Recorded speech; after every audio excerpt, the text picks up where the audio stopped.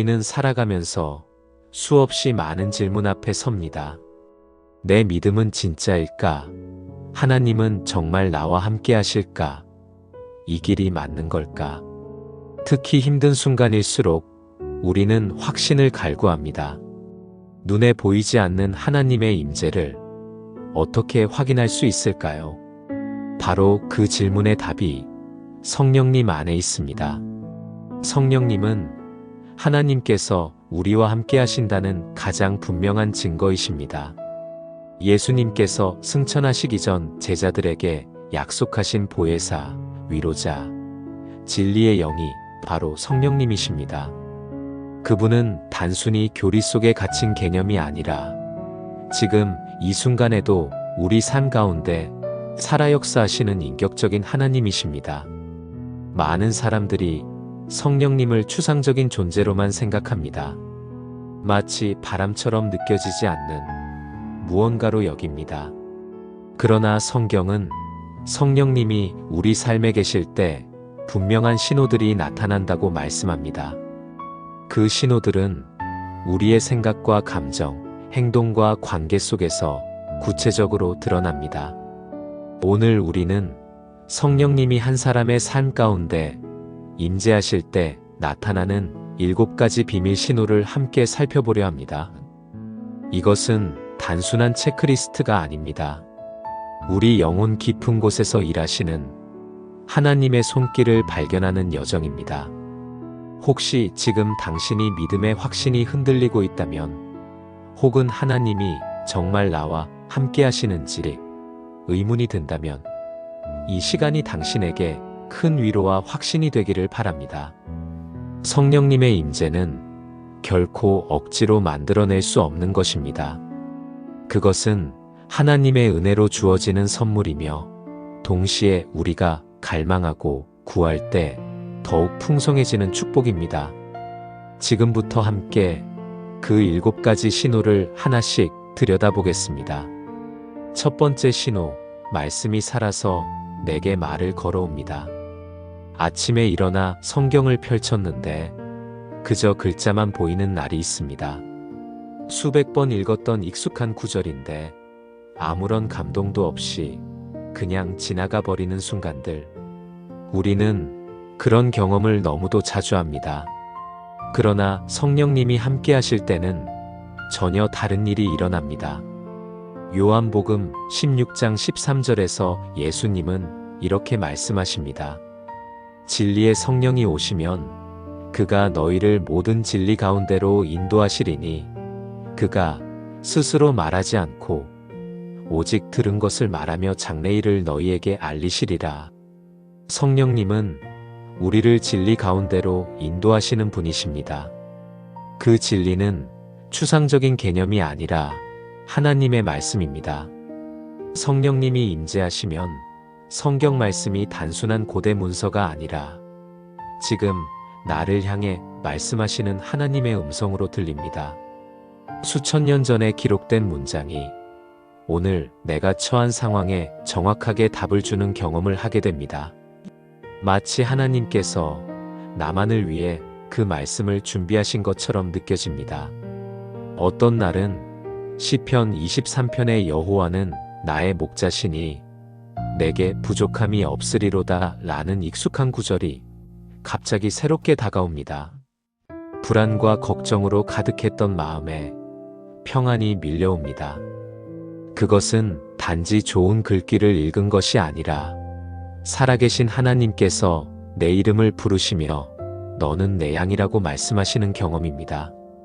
또 어떤 날은 로마서 8장 28절에 우리가 알거니와 하나님을 사랑하는 자, 곧 그의 뜻대로 부르심을 입은 자들에게는 모든 것이 합력하여 선을 이루느니라는 말씀이 가슴 깊이 박힙니다. 이해할 수 없는 고난 한복판에서도 하나님의 계획을 신뢰하게 되는 믿음이 생깁니다. 이것이 바로 성령님의 사역입니다. 그분은 말씀을 통해 우리에게 말씀하십니다. 단순히 지식을 전달하는 것이 아니라 마음을 만지시고 영혼을 치유하시며 방향을 제시하십니다. 말씀이 머리가 아닌 가슴으로 내려올 때 그것은 성령님이 함께 하신다는 분명한 신호입니다. 성령님은 또한 말씀을 통해 우리의 죄를 깨닫게 하십니다. 요한복음 16장 8절에서 예수님은 성령이 오시면 죄에 대하여, 의에 대하여, 심판에 대하여 세상을 책망하시리라고 말씀하셨습니다. 어떤 때는 말씀을 읽다가 갑자기 내 안에 교만이나 미움, 불순종이 드러나는 경험을 합니다. 그것은 불편하지만 동시에 은혜입니다. 하나님께서 나를 방치하지 않으시고 바른 길로 인도하고 계신다는 증거이기 때문입니다. 말씀이 살아 움직일 때 우리는 단순히 성경을 읽는 것이 아니라 하나님을 만나게 됩니다. 히브리서 4장 12절은 이렇게 말씀합니다. 하나님의 말씀은 살아있고 활력이 있어 좌우에 날선 어떤 검보다도 예리하여 혼과 영과 및 관절과 골수를 찔러 쪼개기까지 하며 또 마음의 생각과 뜻을 판단하나니 성령님이 함께 하실 때 이 말씀이 현실이 됩니다. 만약 당신이 요즘 성경을 읽어도 아무런 감동이 없다면 그것은 하나님께서 당신을 버리셨다는 뜻이 아닙니다. 오히려 성령님을 구하라는 초대일 수 있습니다. 예수님은 누가복음 11장 13절에서 이렇게 약속하셨습니다. 너희가 악할지라도 좋은 것을 자식에게 줄 줄 알거든 하물며 너희 하늘 아버지께서 구하는 자에게 성령을 주시지 않겠느냐? 말씀이 살아서 내게 말을 걸어오는 경험. 그것이 성령님이 당신 삶에 계신다는 첫 번째 신호입니다. 그 음성에 귀를 기울이십시오. 순종하십시오. 그리고 더욱 깊이 말씀 안으로 들어가십시오. 거기서 당신은 살아계신 하나님을 만나게 될 것입니다. 다음은 성령님이 계실 때 우리 기도 생활에 나타나는 놀라운 변화에 대해 이야기 나누겠습니다. 두 번째 신호, 기도가 의무가 아닌 갈망이 됩니다. 많은 신앙인들에게 기도는 해야 하는 일입니다. 아침에 일어나서 습관처럼 드리는 기도, 식사 전에 형식적으로 드리는 감사기도, 교회에서 목사님이 인도하시니까 따라하는 기도, 이런 기도들이 나쁘다는 것이 아닙니다. 그러나 성령님이 함께 하실 때 기도는 전혀 다른 차원으로 올라갑니다. 로마서 8장 26절은 이렇게 말씀합니다. 이와 같이 성령도 우리의 연약함을 도우시나니 우리는 마땅히 기도할 바를 알지 못하나 오직 성령이 말할 수 없는 탄식으로 우리를 위하여 친히 간구하시느니라. 이 말씀은 우리의 기도 생활에 혁명을 일으킵니다. 우리는 종종 무엇을 기도해야 할지 모를 때가 있습니다. 너무 복잡한 상황 속에서 어디서부터 시작해야 할지, 무엇이 하나님의 뜻인지 알 수 없을 때가 있습니다. 그럴 때 성령님은 우리를 도우십니다. 그분은 우리 안에서 말할 수 없는 탄식으로 간구하십니다. 우리가 표현할 수 없는 깊은 갈망을 하나님 아버지께 전달하십니다. 성령님이 함께 하시면 기도가 의무가 아니라 갈망이 됩니다. 기도하지 않으면 안 되는 것이 아니라 기도하고 싶어지는 마음이 생깁니다. 하나님과 대화하는 것이 짐이 아니라 기쁨이 됩니다. 마치 사랑하는 사람과 이야기 나누고 싶은 마음처럼 하나님께 나아가고 싶은 간절함이 생깁니다.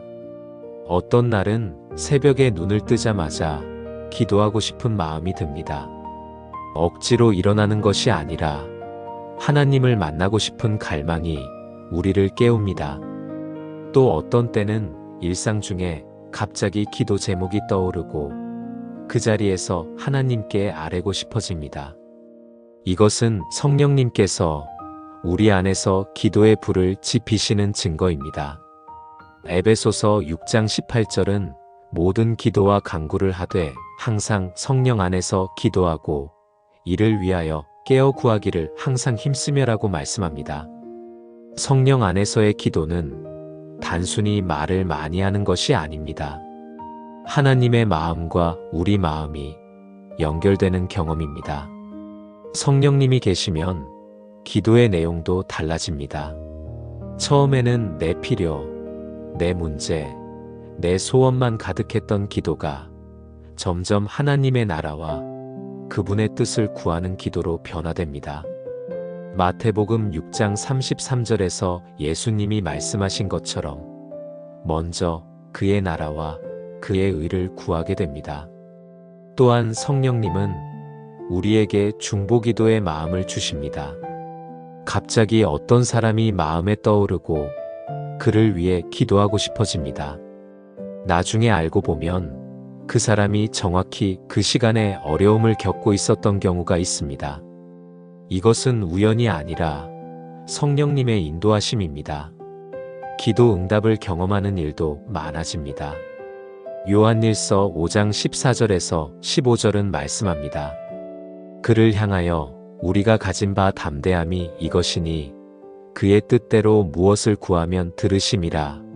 우리가 무엇을 구하든지 듣는 줄을 안즉 우리가 그에게 구한 그것을 얻은 줄을 또한 아느니라. 성령님은 우리로 하여금 하나님의 뜻에 맞게 기도하게 하심으로 응답을 경험하게 하십니다. 그러나 여기서 오해하지 말아야 할 것이 있습니다. 성령 충만한 기도 생활이란 항상 뜨겁고 감정적인 기도를 의미하지 않습니다. 때로는 조용하고 고요한 기도일 수도 있습니다. 중요한 것은 하나님과의 진실한 교제입니다. 빌립보서 4장 6절에서 7절은 이렇게 권면합니다. 아무것도 염려하지 말고 다만 모든 일에 기도와 간구로 너희 구할 것을 감사함으로 하나님께 아뢰라. 그리하면 모든 지각에 뛰어난 하나님의 평강이 그리스도 예수 안에서 너희 마음과 생각을 지키시리라. 성령님이 함께 하시면 이 약속이 현실이 됩니다. 기도 후에 평안이 찾아옵니다. 만약 당신의 기도 생활이 건조하고 형식적이라면 성령님을 구하십시오. 그분께서 당신 안에 기도의 열정을 불러일으키실 것입니다. 또한 인내하십시오. 갈라디아서 6장 9절은 우리가 선을 행하되 낙심하지 말지니 포기하지 아니하면 때가 이름에 거두리라고 약속합니다. 기도가 갈망이 되는 경험, 하나님과 대화하고 싶어지는 마음, 그것이 성령님이 당신과 함께 하신다는 두 번째 신호입니다. 그 갈망에 순종하십시오. 더 많이 기도하십시오. 그러면 하나님의 임재가 더욱 분명해질 것입니다. 다음은 성령님이 우리 안에 심어주시는 놀라운 평안과 기쁨에 대해 이야기 나누겠습니다. 세 번째 신호, 상황과 상관없는 평안과 기쁨이 찾아옵니다. 세상은 우리에게 조건부 행복을 제공합니다. 좋은 일이 생기면 기쁘고 나쁜 일이 생기면 슬픕니다. 성공하면 평안하고 실패하면 불안합니다. 이것은 자연스러운 인간의 감정입니다. 그러나 성령님이 함께 하실 때는 이 공식이 깨집니다. 요한복음 14장 27절에서 예수님은 이렇게 약속하셨습니다. 평안을 너희에게 끼치노니 곧 나의 평안을 너희에게 주노라. 내가 너희에게 주는 것은 세상이 주는 것과 같지 아니하니라. 너희는 마음에 근심하지도 말고 두려워하지도 말라. 이 평안은 세상이 주는 평안과 근본적으로 다릅니다. 세상의 평안은 상황에 의존합니다. 모든 것이 잘 풀릴 때, 통장에 돈이 있을 때, 건강할 때, 관계가 좋을 때 느껴지는 안정감입니다. 그러나 예수님이 주시는 평안은 상황과 무관합니다. 폭풍 한가운데서도 십자가를 앞두고도 흔들리지 않는 내면의 중심입니다. 성령님은 바로 이 평안을 우리 안에 심어주십니다. 로마서 15장 13절은 이렇게 말씀합니다. 소망의 하나님이 모든 기쁨과 평강을 믿음 안에서 너희에게 충만하게 하사 성령의 능력으로 소망이 넘치게 하시기를 원하노라. 성령의 능력으로 주어지는 평강입니다. 이 평안은 이해할 수 없는 평안입니다. 빌립보서 4장 7절이 말하는 모든 지각에 뛰어난 하나님의 평강입니다. 논리적으로 설명할 수 없지만 분명히 존재하는 평안입니다. 암 진단을 받았는데도 마음이 평온할 수 있습니다. 사업이 어려운데도 걱정이 사라집니다. 이것은 인간의 능력이 아니라 성령님의 선물입니다. 기쁨도 마찬가지입니다. 갈라디아서 5장 22절에서 23절은 성령의 열매를 나열하며 사랑과 희락과 화평과 오래 참음과 자비와 양성과 충성과 온유와 절제라고 말씀합니다. 여기서 희락은 기쁨을 의미합니다. 이 기쁨은 성령의 열매입니다. 세상의 즐거움은 순간적입니다. 좋은 음식을 먹을 때, 원하는 것을 얻었을 때 잠깐 느껴지다가 사라집니다. 그러나 성령님이 주시는 기쁨은 지속적입니다. 환경이 바뀌어도 사라지지 않습니다. 오히려 고난 중에 더 깊어지는 기쁨입니다. 사도행전 13장 52절은 제자들이 박해를 받는 상황에서도 기쁨과 성령이 충만하였다고 기록합니다. 베드로전서 1장 8절은 예수를 너희가 보지 못하였으나 사랑하는도다 이제도 보지 못하나 믿고 말할 수 없는 영광스러운 즐거움으로 기뻐하니라고 말씀합니다. 이것은 억지로 만들어낼 수 없는 기쁨입니다.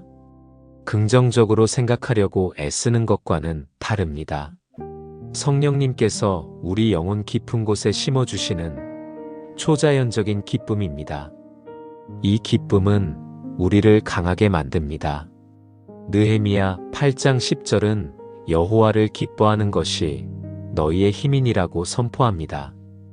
바울은 빌립보서를 감옥에서 썼습니다. 그런데 이 서신은 기쁨으로 가득합니다.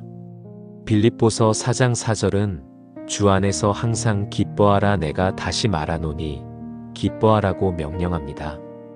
이것은 상황이 좋아서가 아니라 성령님이 함께 하셨기 때문에 가능한 기쁨입니다. 이 평안과 기쁨은 우리의 얼굴에 나타납니다. 주변 사람들이 알아챕니다. 당신이 어려운 상황인데도 왜 그렇게 평온하냐고 묻습니다. 그때가 바로 복음을 전할 기회입니다. 베드로전서 3장 15절은 너희 속에 있는 소망에 관한 이유를 묻는 자에게는 대답할 것을 항상 준비하되 온유와 두려움으로 하라고 말씀합니다. 이 평안과 기쁨은 또한 감사로 이어집니다. 데살로니 가전서 5장 16절에서 18절은 항상 기뻐하라 쉬지 말고 기도하라 범사에 감사하라 이것이 그리스도 예수 안에서 너희를 향하신 하나님의 뜻이니라고 말씀합니다. 성령 충만한 사람은 감사가 넘칩니다. 만약 당신이 불안과 걱정에 시달리고 있다면 그것이 곧 당신에게 성령님이 없다는 뜻은 아닙니다. 우리는 완전하지 않으며 여전히 연약합니다. 그러나 그 불안 속에서도 성령님을 구하십시오. 그분께 당신의 마음을 내어드리십시오. 빌립보서 4장 6절에서 7절의 약속을 붙드십시오. 상황과 상관없는 평안, 설명할 수 없는 기쁨, 그것이 성령님이 당신과 함께 하신다는 세 번째 신호입니다. 이 평안과 기쁨을 누리십시오. 그리고 이것을 다른 사람들과 나누십시오. 어두운 세상에서 빛이 되는 삶입니다. 다음은 성령님이 우리 안에 일으키시는 놀라운 사랑의 능력에 대해 이야기 나누겠습니다. 네 번째 신호, 사랑할 수 없는 사람을 사랑하게 됩니다. 인간의 사랑에는 한계가 있습니다. 나를 사랑하는 사람을 사랑하기는 쉽습니다. 친절한 사람에게 친절하기는 어렵지 않습니다. 그러나 나를 미워하는 사람, 나에게 상처 준 사람, 반복해서 실망시키는 사람을 사랑하는 것은 거의 불가능합니다. 적어도 인간의 힘만으로는 그렇습니다. 그러나 성령님이 함께 하실 때 불가능이 가능으로 바뀝니다. 로마서 5장 5절은 이렇게 말씀합니다. 소망이 우리를 부끄럽게 하지 아니함은 우리에게 주신 성령으로 말미암아 하나님의 사랑이 우리 마음에 부음바 됨이니. 하나님의 사랑이 성령을 통해 우리 마음에 부어집니다. 이 사랑은 인간적인 감정이 아닙니다. 헬라어로 아가페라고 부르는 하나님의 사랑입니다. 조건 없는 사랑, 희생적인 사랑, 변하지 않는 사랑입니다. 고린도전서 13장이 묘사하는 그 사랑입니다.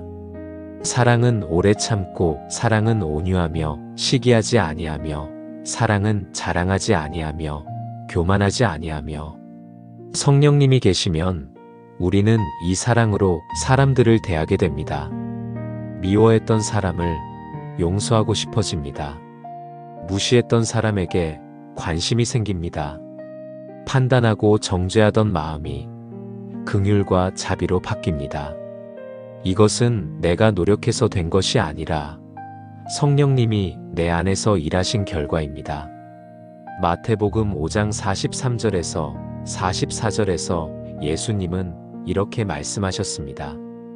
또 내 이웃을 사랑하고 내 원수를 미워하라 하였다는 것을 너희가 들었으나 나는 너희에게 이르노니 너희 원수를 사랑하며 너희를 박해하는 자를 위하여 기도하라.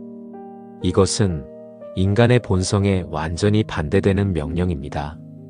그러나 성령님은 우리가 이 명령에 순종할 수 있도록 능력을 주십니다. 스데반이 돌에 맞아 죽어가면서 사도행전 7장 60절에서 주여 이 죄를 그들에게 돌리지 마옵소서라고 기도할 수 있었던 것은 그가 성령 충만했기 때문입니다. 예수님께서 십자가 위에서 아버지 저들을 사하여 주옵소서 자기들이 하는 것을 알지 못함이니이다 라고 기도하신 그 사랑이 스데반 안에서도 흘러나온 것입니다. 성령님이 주시는 사랑은 또한 행동으로 나타납니다. 요한일서 3장 18절은 자녀들아 우리가 말과 혀로만 사랑하지 말고 행함과 진실함으로 하자고 말씀합니다. 성령 충만한 사람은 사랑을 실천합니다. 필요한 사람을 보면 그냥 지나치지 못합니다. 도울 수 있는 일이 보이면 자연스럽게 손이 움직입니다. 이 사랑은 특별히 교회 공동체 안에서 나타납니다. 요한복음 13장 35절에서 예수님은 너희가 서로 사랑하면 이로써 모든 사람이 너희가 내 제자인 줄 알리라고 말씀하셨습니다. 성령님이 함께 하시는 교회는 사랑이 넘치는 공동체가 됩니다. 사도행전 2장 44절에서 45절은 초대교회의 모습을 이렇게 전합니다. 믿는 사람이 다 함께 있어 모든 물건을 서로 통용하고 또 재산과 소유를 팔아 각 사람의 필요를 따라 나눠주며 이것은 강요된 것이 아니라 성령 충만의 자연스러운 결과였습니다. 성령님이 주시는 사랑은 또한 인내하게 만듭니다. 갈라디아서 5장 22절의 성령의 열매 중 오래 참음이 바로 그것입니다. 쉽게 화내지 않고 반복되는 실수를 용납하고 변화하기를 기다려줍니다. 고린도전서 13장 4절이 말하는 사랑은 오래 참습니다. 이 사랑은 또한 자기를 낮추게 합니다. 빌립보서 2장 3절은 아무 일에든지 다툼이나 허영으로 하지 말고 오직 겸손한 마음으로 각각 자기보다 남을 낮게 여기라고 말씀합니다. 성령님이 계시면 내가 옳다고 주장하는 대신 상대방의 입장을 이해하려 합니다. 그러나 이 사랑이 죄를 용납한다는 뜻은 아닙니다. 진정한 사랑은 때로 책망하고 바로잡습니다. 잠언 3장 12절은 대저 여호와께서 그 사랑하시는 자를 징계하시기를 마치 아비가 그 기뻐하는 아들을 징계함같이 하시느니라고 말씀합니다. 성령님은 우리에게 지혜를 주셔서 언제 위로하고 언제 권면해야 할지 알게 하십니다. 이 사랑은 또한 전도의 동력이 됩니다. 고린도후서 5장 14절은 그리스도의 사랑이 우리를 강권하시는도다라고 말씀합니다. 성령님이 주신 사랑으로 우리는 잃어버린 영혼들을 위해 눈물 흘립니다. 그들이 복음을 듣고 구원받기를 간절히 바랍니다. 마더 데레사 수녀는 말했습니다. 나는 예수님의 사랑을 전할 뿐입니다. 그녀가 캘커타의 가난하고 병든 사람들을 섬길 수 있었던 것은 성령님이 주신 사랑 때문이었습니다. 우리도 그 사랑으로 살 수 있습니다. 만약 당신이 누군가를 용서할 수 없어서 괴로워하고 있다면 성령님께 도움을 구하십시오. 에베소서 4장 32절은 서로 친절하게 하며 불쌍히 여기며 서로 용서하기를 하나님이 그리스도 안에서 너희를 용서하심과 같이 하라고 말씀합니다. 그 능력은 성령님으로부터 옵니다. 사랑할 수 없는 사람을 사랑하게 되는 경험, 미운 사람을 위해 기도하고 싶어지는 마음, 원수를 축복하게 되는 변화. 그것이 성령님이 당신과 함께 하신다는 네 번째 신호입니다. 이 사랑으로 세상을 변화시키십시오. 다음은 성령님이 우리에게 주시는 죄에 대한 민감함과 거룩함을 향한 갈망에 대해 이야기 나누겠습니다. 다섯 번째 신호, 죄가 불편해지고 거룩을 갈망하게 됩니다. 세상은 죄를 죄라고 부르지 않습니다. 거짓말은 사회생활의 기술이 되고 탐욕은 성공을 위한 열정으로 포장되고 음란은 자유로운 표현이라고 합리화됩니다. 심지어 교회 안에서도 죄의 기준이 흐려질 때가 있습니다. 모두가 하니까 괜찮다고 시대가 변했으니 이해해야 한다고 말합니다. 그러나 성령님이 함께 하실 때는 전혀 다릅니다. 요한복음 16장 8절에서 예수님은 성령이 오시면 죄에 대하여, 의에 대하여, 심판에 대하여 세상을 책망하시리라고 말씀하셨습니다. 성령님의 가장 중요한 사역 중 하나가 바로 죄를 깨닫게 하시는 것입니다. 성령님이 계시면 이전에는 아무렇지 않게 넘어갔던 것들이 마음에 걸리기 시작합니다. 예전에는 즐겨보던 영화나 드라마가 갑자기 불편해집니다. 친구들과 나누던 험담이나 비방하는 대화에 참여하기가 어려워집니다. 작은 거짓말, 과장된 표현, 남을 속이는 행동이 양심에 찔립니다. 이것은 율법주의가 아닙니다. 억지로 규칙을 지키려고 애쓰는 것이 아닙니다. 오히려 하나님의 거룩하심을 사모하는 마음에서 자연스럽게 나오는 반응입니다. 시편 119편 9절에서 16절은 말씀합니다. 청년이 무엇으로 그의 행실을 깨끗하게 하리이까? 주의 말씀만 지킬 따름이니이다. 내가 전심으로 주를 찾았사오니. 다윗은 시편 51편에서 자신의 죄를 회개하며 이렇게 기도했습니다. 하나님이여, 내 속에 정한 마음을 창조하시고 내 안에 정직한 영을 새롭게 하소서. 나를 주 앞에서 쫓아내지 마시며 주의 성령을 내게서 거두지 마소서. 성령님이 함께 하실 때 우리는 이런 간절한 기도를 드리게 됩니다. 성령님은 우리의 양심을 민감하게 만드십니다. 히브리서 10장 22절은 우리가 마음의 뿌림을 받아 악한 양심으로부터 벗어나고라고 말씀합니다. 죄를 짓고 나서 마음이 불편하고 평안이 사라지는 경험을 하게 됩니다.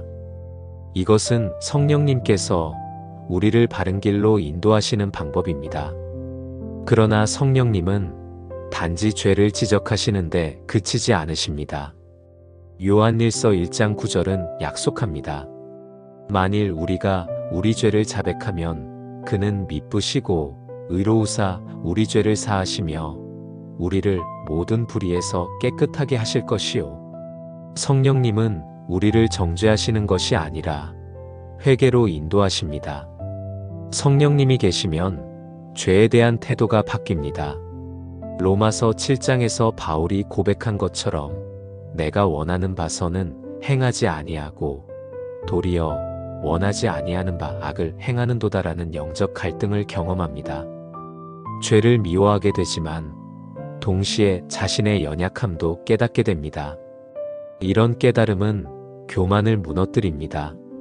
내가 다른 사람보다 낫다고 생각하던 마음이 사라집니다. 오히려 나도 은혜가 아니면 살 수 없는 죄인임을 고백하게 됩니다. 누가복음 18장의 세리처럼 하나님이여 불쌍히 여기소서 나는 죄인이로소이다라고 기도하게 됩니다. 성령님은 또한 거룩을 사모하는 마음을 주십니다.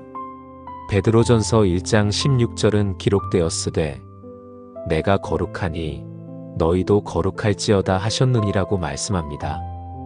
이것은 두려운 명령이 아니라 아름다운 초대입니다. 하나님의 성품을 닮아가는 여정입니다. 데살로니 가전서 4장 3절은 하나님의 뜻은 이것이니 너희의 거룩함이라라고 선포합니다. 성령님이 함께 하시면 이 거룩함을 추구하게 됩니다. 세상과 구별된 삶을 살고 싶어집니다. 하나님을 기쁘시게 하는 것이 인생의 목표가 됩니다. 히브리서 12장 14절은 모든 사람과 더불어 화평함과 거룩함을 따르라. 이것이 없이는 아무도 주를 보지 못하리라고 경고합니다. 거룩함은 선택사항이 아니라 필수입니다. 그러나 우리 힘으로는 불가능합니다. 오직 성령님의 능력으로만 가능합니다. 이 거룩을 향한 여정은 때로 힘듭니다. 고린도전서 9장 27절에서 바울은 내가 내 몸을 처 복종하게 함은 내가 남에게 전파한 후에 자신이 도리어버림을 당할까 두려워함이로라고 고백합니다. 성령 충만한 사람도 자기 절제와 훈련이 필요합니다. 그러나 이것은 율법의 멍해가 아닙니다. 요한일서 5장 3절은 하나님을 사랑하는 것은 이것이니 우리가 그의 계명들을 지키는 것이라 그의 계명들은 무거운 것이 아니로다라고 말씀합니다. 사랑하는 사람의 부탁은 짐이 아니라 기쁨입니다. 만약 당신이 죄 가운데 빠져 있다면 절망하지 마십시오. 로마서 8장 1절은 그리스도 예수 안에 있는 자에게는 결코 정죄함이 없나니라고 선포합니다. 성령님께로 돌아가십시오. 회개하십시오. 그분은 당신을 깨끗하게 하실 것입니다. 죄가 불편해지는 경험, 거룩을 갈망하는 마음, 하나님을 기쁘시게 하고 싶은 열망, 그것이 성령님이 당신과 함께 하신다는 5번째 신호입니다. 이 여정을 포기하지 마십시오. 빌립보서 1장 6절은 약속합니다. 너희 안에서 착한 일을 시작하신 이가 그리스도 예수의 날까지 이루실 줄을 우리는 확신하노라. 다음은 성령님이 우리에게 주시는 담대함과 복음 전파의 열정에 대해 이야기 나누겠습니다. 6번째 신호, 복음을 전하고 싶은 담대함이 생깁니다. 많은 그리스도인들이 전도를 어려워합니다. 거절당할까 두렵고 이상한 사람으로 보일까 걱정되고 무엇을 어떻게 말해야 할지 막막합니다. 신앙이 개인적인 영역이라고 생각하며 조용히 믿기만 하면 된다고 합리화합니다. 그러나 성령님이 함께 하실 때는 완전히 달라집니다. 사도행전 1장 8절에서 예수님은 승천하시기 전 제자들에게 이렇게 약속하셨습니다. 오직 성령이 너희에게 임하시면 너희가 권능을 받고 예루살렘과 온 유대와 사마리아와 땅 끝까지 이르러 내 증인이 되리라. 성령님의 임재와 증인됨은 분리될 수 없습니다. 오순절에 성령이 임하셨을 때 무슨 일이 일어났습니까? 두려움에 문을 걸어 잠그고 숨어있던 제자들이 거리로 나가 담대히 예수님을 전하기 시작했습니다. 사도행전 2장 41절은 그날에 제자의 수가 3,000이나 더하더라고 기록합니다. 이것이 성령 충만의 결과입니다. 베드로는 예수님을 3번이나 부인했던 사람입니다. 그러나 성령 충만 후 그는 사도행전 2장에서 담대하게 설교합니다. 너희가 십자가에 못 박은 이 예수를 하나님이 주와 그리스도가 되게 하셨느니라. 죽음도 두려워하지 않는 담대함이 그에게 생겼습니다. 성령님이 계시면 복음을 전하는 것이 의무가 아니라 특권이 됩니다. 고린도전서 9장 16절에서 바울은 내가 복음을 전할지라도 자랑할 것이 없음은 내가 부득불할 일임이라 만일 복음을 전하지 아니하면 내게 화가 있을 것이로다라고 고백합니다. 복음을 전하지 않고는 견딜 수 없는 열정이 생깁니다. 이 담대함은 사람을 두려워하지 않게 만듭니다. 잠언 29장 25절은 사람을 두려워하면 올무에 걸리거니와 여호와를 의지하는 자는 안전하리라고 말씀합니다. 성령님이 함께 하시면 사람의 평가보다 하나님의 인정이 더 중요해집니다. 사도행전 4장 19절에서 20절에서 베드로와 요한은 위협받는 상황에서도 말합니다. 하나님 앞에서 너희의 말을 듣는 것이 하나님의 말씀을 듣는 것보다 옳은가 판단하라. 우리는 보고 들은 것을 말하지 아니할 수 없다. 이것이 성령 충만한 사람의 고백입니다. 성령님은 또한 전도할 기회를 만들어 주십니다. 사도행전 8장에서 빌립이 에디오피아 내시를 만난 것은 우연이 아니었습니다. 사도행전 8장 29절은 성령이 빌립더러 이르시되 이 수레로 가까이 나아가라 하시거느리라고 기록합니다. 성령님께서 인도하십니다.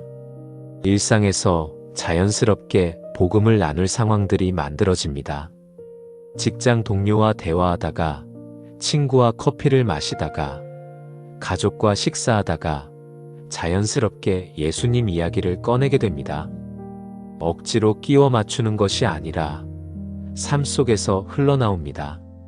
베드로전서 3장 15절은 너희 속에 있는 소망에 관한 이유를 묻는 자에게는 대답할 것을 항상 준비하되 온유와 두려움으로 하라고 말씀합니다. 성령님이 계시면 이 준비가 됩니다. 내 간증을 나눌 준비, 복음의 핵심을 설명할 준비가 되어 있습니다. 디모데후서 1장 7절은 하나님이 우리에게 주신 것은 두려워하는 마음이 아니요 오직 능력과 사랑과 절제하는 마음이니라고 선포합니다. 성령님은 우리에게 능력을 주셔서 담대히 복음을 전하게 하십니다. 이 담대함은 또한 삶으로 증거하게 만듭니다. 마태복음 5장 16절은 이같이 너희 빛이 사람 앞에 비치게 하여 그들로 너희 착한 행실을 보고 하늘에 계신 너희 아버지께 영광을 돌리게 하라고 말씀합니다. 말뿐 아니라 삶으로 증거합니다. 골로새서 4장 5절에서 6절은 외인에게 대해서는 지혜로 행하여 세월을 아끼라. 너희 말을 항상 은혜 가운데서 소금으로 맛을 냄과 같이 하라. 그리하면 각 사람에게 마땅히 대답할 것을 알리라고 권면합니다. 성령님은 지혜를 주셔서 적절하게 복음을 전하게 하십니다. 바울은 로마서 1장 16절에서 선포합니다. 내가 복음을 부끄러워하지 아니하노니 이 복음은 모든 믿는 자에게 구원을 주시는 하나님의 능력이 됨이라. 성령 충만한 사람은 복음을 자랑스러워합니다. 그러나 전도한다고 해서 항상 좋은 반응을 얻는 것은 아닙니다. 거절당하고 비난받을 수도 있습니다. 사도행전 7장에서 스데반은 복음을 전하다가 돌에 맞아 순교했습니다. 그러나 그는 성령 충만하여 끝까지 담대했습니다. 마태복음 5장 11절에서 12절은 약속합니다. 나로 말미암아 너희를 욕하고 박해하고 거짓으로 너희를 거슬러 모든 악한 말을 할 때에는 너희에게 복이 있나니 기뻐하고 즐거워하라. 하늘에서 너희의 상이 큼이라. 핍박도 복이 될 수 있습니다.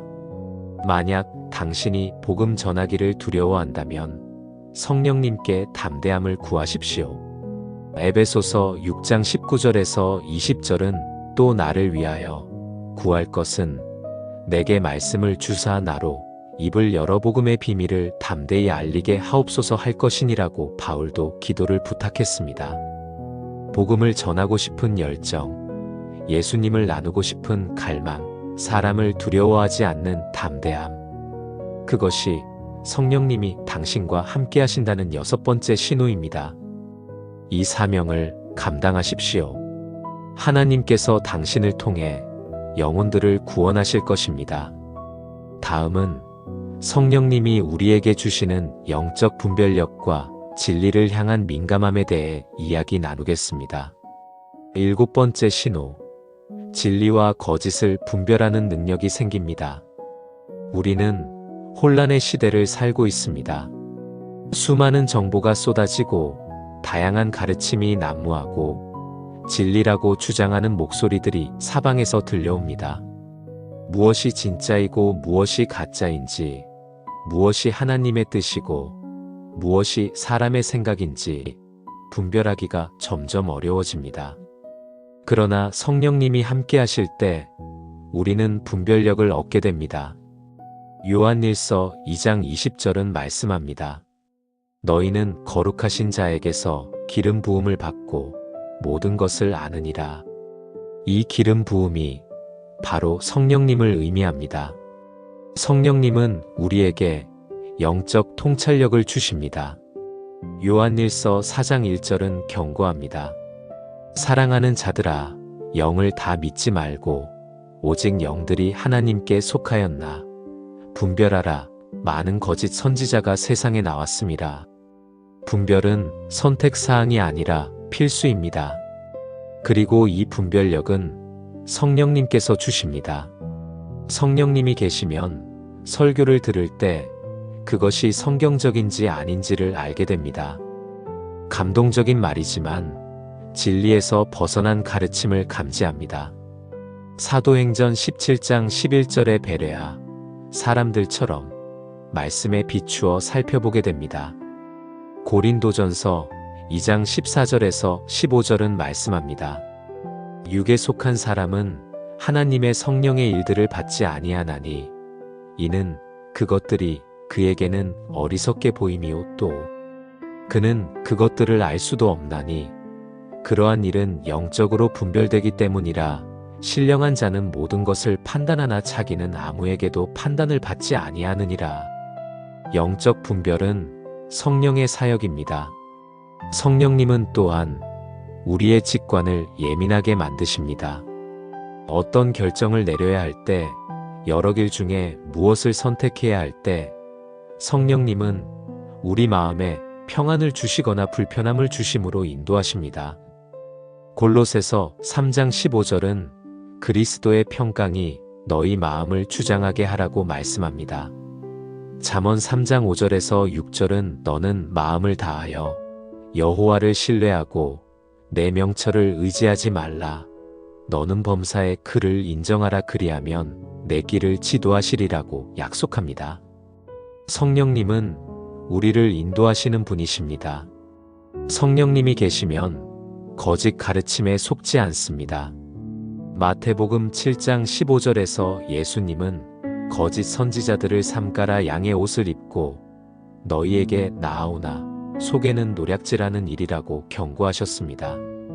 성령님은 우리에게 안목을 주셔서 이들을 분별하게 하십니다. 요한일서 2장 27절은 너희는 주께 받은 바 기름 부음이 너희 안에 거하나니 아무도 너희를 가르칠 필요가 없고 오직 그의 기름 부음이 모든 것을 너희에게 가르치며 또 참되고 거짓이 없으니 너희를 가르치신 그대로 주 안에 거하라고 말씀합니다. 이것은 가르침이 필요 없다는 뜻이 아닙니다. 에베소서 4장 11절에서 12절은 하나님께서 교회의 사도와 선지자와 복음 전하는 자와 목사와 교사를 주셨다고 말씀합니다. 그러나 성령님께서 우리에게 그 가르침을 판단할 수 있는 분별력을 주신다는 의미입니다. 성령님은 또한 우리에게 지혜를 주십니다. 야고보서 1장 5절은 너희 중에 누구든지 지혜가 부족하거든 모든 사람에게 후히 주시고 꾸짖지 아니하시는 하나님께 구하라 그리하면 주시리라고 약속합니다. 성령님을 통해 주어지는 하나님의 지혜입니다. 고린도전서 12장 8절에서 10절은 영적 은사들을 나열하며 어떤 사람에게는 성령으로 말미암아 지혜의 말씀을, 어떤 사람에게는 같은 성령을 따라 지식의 말씀을, 또 어떤 사람에게는 영들 분별함을 주시나니라고 말씀합니다. 영들을 분별하는 은사는 특별히 중요합니다. 이 분별력은 특히 마지막 때에 더욱 필요합니다. 마태복음 24장 4절에서 5절에서 예수님은 많은 사람이 내 이름으로 와서 이르되 나는 그리스도라 하여 많은 사람을 미혹하리라고 경고하셨습니다.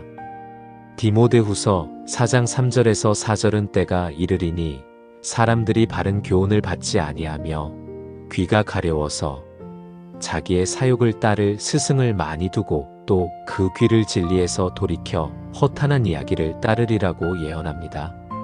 성령님이 계시면 이런 혼란 속에서도 진리를 붙들 수 있습니다. 요한복음 16장 13절에서 예수님은 진리의 성령이 오시면 그가 너희를 모든 진리 가운데로 인도하시리니라고 약속하셨습니다. 성령님은 진리의 영이십니다. 이 분별력은 또한 우리 자신의 마음을 분별하게 합니다. 예레미야 17장 9절은 만물보다 거짓되고 심히 부패한 것은 마음이라 누가 능히 이를 알리오마느니라고 말씀합니다. 우리는 스스로를 속일 수 있습니다. 그러나 성령님은 우리 마음의 진짜 동기를 드러내십니다. 시편 139편 23절에서 24절에서 다윗은 기도합니다. 하나님이여 나를 살피사 내 마음을 아시며 나를 시험하사 내 뜻을 아옵소서. 내게 무슨 악한 행위가 있나 보시고 나를 영원한 길로 인도하소서. 성령님은 이 기도에 응답하십니다.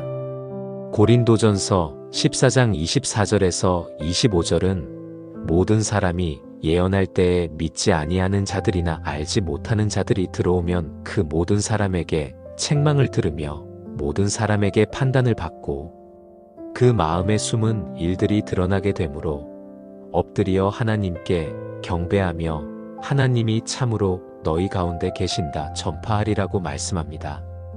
성령님의 분별력은 교만을 낳지 않습니다. 오히려 겸손하게 만듭니다. 고린도전서 8장 2절은 지식은 교만하게 하며 사랑은 덕을 세우나니라고 경고합니다. 진정한 분별력은 사랑과 함께 옵니다. 빌립보서 1장 9절에서 10절은 이렇게 기도합니다. 내가 기도하노라 너희 사랑을 지식과 모든 총명으로 점점 더 풍성하게 하사 너희로 지극히 선한 것을 분별하며 또 진실하여 허물 없이 그리스도의 날까지 이루고 사랑 안에서 자라나는 분별력입니다. 이 분별력은 또한 시간을 분별하게 합니다. 에베소서 5장 15절에서 16절은 그런즉 너희가 어떻게 행할지를 자세히 주의하여 지혜 없는 자 같이 하지 말고 오직 지혜 있는 자 같이 하여 세월을 아끼라 때가 악하니라고 권면합니다. 무엇이 우선순위인지를 알게 됩니다. 성령님은 또한 하나님의 인도하심을 분별하게 합니다. 사도행전 16장 6절에서 7절은 성령이 아시아에서 말씀을 전하지 못하게 하시거늘 그들이 무시아 앞에 이르러 비두니아로 가고자 애쓰되 예수의 영이 허락하지 아니하시는지라라고 기록합니다. 성령님은 때로 가지 말라고 막으시기도 합니다. 로마서 8장 14절은 무릇 하나님의 영으로 인도함을 받는 사람은 곧 하나님의 아들이라고 선포합니다. 성령님의 인도하심을 따르는 것이 하나님의 자녀의 특징입니다. 만약 당신이 무엇이 옳은지 분별하기 어렵다면 먼저 말씀을 더 깊이 읽으십시오. 시편 119편 105절은 주의 말씀은 내 발의 등이요 내 길의 빛이니이다라고 고백합니다. 말씀이 분별의 기준입니다. 그리고 성령님께 지혜를 구하십시오. 잠언 2장 6절은 대저 여호와는 지혜를 주시며 지식과 명철을 그 입에서 내심이며라고 약속합니다. 주님께 구하면 주실 것입니다. 진리와 거짓을 분별하는 능력, 하나님의 음성을 알아듣는 귀, 영적 통찰력, 그것이 성령님이 당신과 함께 하신다는 7번째 신호입니다. 이 분별력으로 혼란한 세상에서 진리의 길을 걸어가십시오. 지금까지 우리는 성령님이 우리 삶에 계실 때 나타나는 7가지 비밀 신호를 함께 살펴보았습니다. 이 7가지는 서로 연결되어 있으며 성령 충만한 삶의 다양한 측면들을 보여줍니다. 첫째, 말씀이 살아서 내게 말을 걸어옵니다. 성경이 단순한 글자가 아니라 하나님의 음성으로 들리며 내 삶에 직접적으로 적용됩니다. 익숙한 구절이 새롭게 다가오고 마음을 만지며 방향을 제시합니다. 이것은 성령님께서 말씀을 통해 우리와 대화하신다는 증거입니다. 둘째, 기도가 의무가 아닌 갈망이 됩니다. 해야 하는 일이 아니라 하고 싶은 일이 되며 하나님과의 교제가 기쁨이 됩니다. 무엇을 기도해야 할지 모를 때도 성령님께서 말할 수 없는 탄식으로 우리를 위해 간구하십니다. 기도 응답도 경험하게 되고 중보기도의 마음도 생깁니다. 셋째, 상황과 상관없는 평안과 기쁨이 찾아옵니다. 세상이 주는 조건부 행복이 아니라 환경을 초월하는 내면의 평안입니다. 고난 중에도 흔들리지 않는 중심, 설명할 수 없지만 분명히 존재하는 기쁨입니다. 이것은 성령의 열매이며 우리를 강하게 만드는 힘입니다. 넷째, 사랑할 수 없는 사람을 사랑하게 됩니다. 인간의 힘으로는 불가능한 용서와 사랑이 가능해집니다. 원수를 위해 기도하고 미운 사람에게 친절하게 되며 판단하던 마음이 긍휼로 바뀝니다. 이것은 하나님의 사랑이 성령을 통해 우리 마음에 부어진 결과입니다. 다섯째, 죄가 불편해지고 거룩을 갈망하게 됩니다. 이전에는 대수롭지 않게 여겼던 것들이 양심에 걸리고 하나님의 거룩하심을 사모하는 마음이 생깁니다. 이것은 율법주의가 아니라 하나님을 사랑하는 마음에서 나오는 자연스러운 반응입니다. 성령님은 우리를 정죄하지 않으시고 회개로 인도하십니다. 여섯째, 복음을 전하고 싶은 담대함이 생깁니다. 두려움이 사라지고 예수님을 나누고 싶은 열정이 생기며 사람의 평가보다 하나님의 인정이 더 중요해집니다. 전도할 기회가 만들어지고 삶으로 증거하게 됩니다. 이것은 성령님께서 우리를 증인으로 세우신 결과입니다. 일곱째, 진리와 거짓을 분별하는 능력이 생깁니다. 혼란한 시대에 무엇이 하나님의 뜻인지 알게 되고 거짓 가르침을 감지하며 하나님의 인도하심을 따를 수 있게 됩니다. 이것은 성령님께서 우리를 모든 진리 가운데로 인도하시는 사역입니다. 이 7가지 신호는 체크리스트가 아닙니다. 모든 것을 완벽하게 경험해야만 성령 충만한 것은 아닙니다. 우리는 여전히 성장하는 중이며 때로는 넘어지기도 합니다. 중요한 것은 방향입니다. 당신의 삶이 이 방향을 향해 나아가고 있습니까? 에베소서 5장 18절은 술 취하지 말라이는 방탕한 것이니 오직 성령으로 충만함을 받으라고 명령합니다. 성령 충만은 한 번의 경험으로 끝나는 것이 아니라 지속적으로 채워져야 하는 것입니다. 마치 우리가 계속 숨을 쉬어야 살 수 있듯이 우리는 계속해서 성령님으로 충만해져야 합니다. 갈라디아서 5장 16절은 내가 이르노니 너희는 성령을 따라 행하라 그리하면 육체의 욕심을 이루지 아니하리라고 말씀합니다. 성령을 따라 행한다는 것은 매 순간 성령님께 우리 삶의 주도권을 내어드리는 것입니다. 데살로니가전서 5장 19절은 성령을 소멸하지 말며라고 경고합니다. 우리는 불순종으로, 죄로, 무관심으로 성령님을 소멸시킬 수 있습니다. 에베소서 4장 30절은 하나님의 성령을 근심하게 하지 말라라고도 말씀합니다. 그렇다면 어떻게 성령 충만한 삶을 살 수 있을까요? 첫째, 날마다 성령님을 구하십시오. 누가복음 11장 13절의 약속을 기억하십시오. 둘째, 죄를 회개하고 버리십시오. 죄는 성령님을 가로막는 장벽입니다. 셋째, 말씀을 사모하십시오. 성령님은 말씀을 통해 일하십니다. 넷째, 순종하십시오. 사도행전 5장 32절은 우리는 이 일의 증인이요 하나님이 자기에게 순종하는 사람들에게 주신 성령도 그러하니라고 말씀합니다. 다섯째, 기도하십시오. 성령 충만은 기도 가운데 임합니다. 여섯째, 예배하십시오. 하나님을 경배할 때 성령님의 임재가 강하게 나타납니다. 일곱째, 교제하십시오. 히브리서 10장 25절은 모이기를 패하는 어떤 사람들의 습관과 같이 하지 말고 오직 권하여 그날이 가까움을 볼수록 더욱 그리하자고 권면합니다. 성령 충만한 성도들과의 교제는 우리를 더욱 충만하게 만듭니다. 성령님은 우리를 예수님처럼 만들어 가십니다. 고린도후서 3장 18절은 우리가 다 수건을 벗은 얼굴로 거울을 보는 것 같이 주의 영광을 봄에 그와 같은 형상으로 변화하여 영광에서 영광에 이르니 곧 주의 영으로 말미암음이니라라고 말씀합니다. 로마서 8장 29절은 하나님이 미리 아신 자들을 또한 그 아들의 형상을 본받게 하기 위하여 미리 정하셨으니라고 선포합니다. 이것이 하나님의 궁극적인 계획입니다. 우리를 예수님처럼 만드는 것, 그 일을 성령님께서 하십니다. 빌립보서 2장 13절은 너희 안에서 행하시는 이는 하나님이시니 자기의 기쁘신 뜻을 위하여 너희에게 소원을 두고 행하게 하시느니라고 말씀합니다. 당신 안에서 선한 일을 시작하신 성령님께서 그것을 완성하실 것입니다.